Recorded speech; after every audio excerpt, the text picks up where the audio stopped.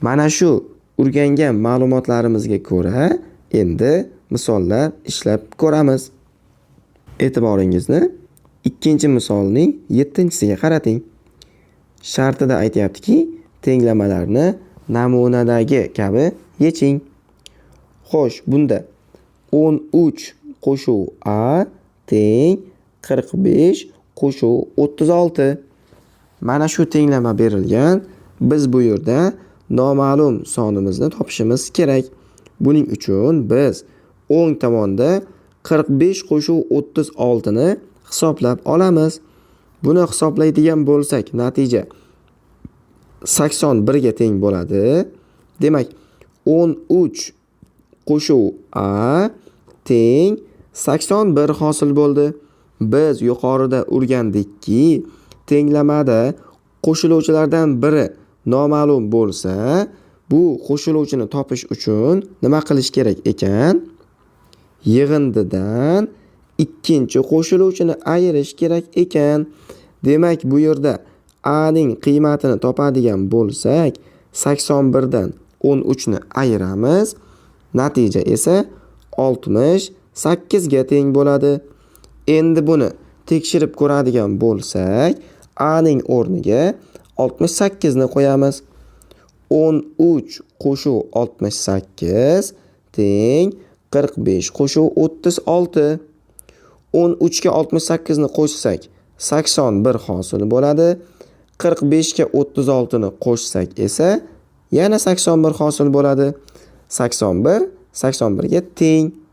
Demak, bu tenglamamizni to'g'ri ishladik.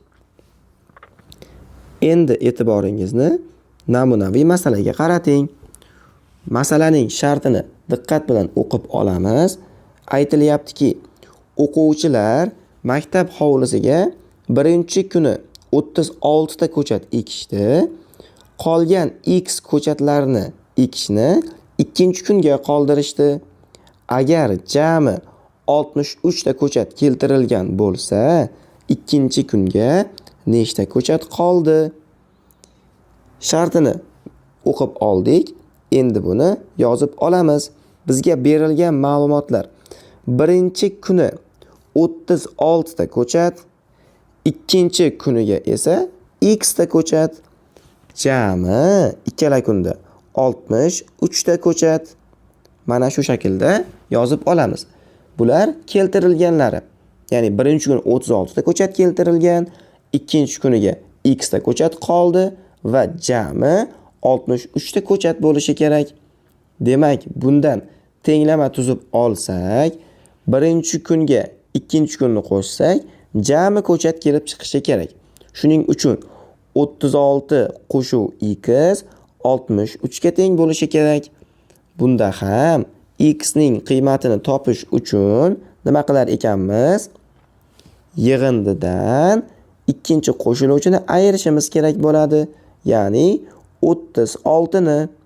Bu yerda X ning qiymatini topsak, 27 ga teng bo'ladi.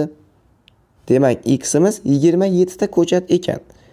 Endi bu masalani to'g'ri ishlaganligimizni tekshirish uchun X ning o'rniga 27 ni qo'yib ko'ramiz.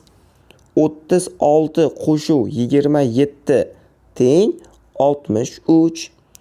36 ga 27 ni qo'shsak 63 hosil bo'ladi. O'ng tarafda ham 63 hosil bo'ladi.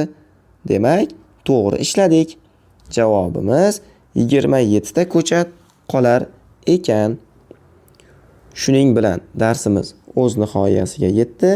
Keyingi darslarimizda ko'rishguncha xayr, salomat bo'ling.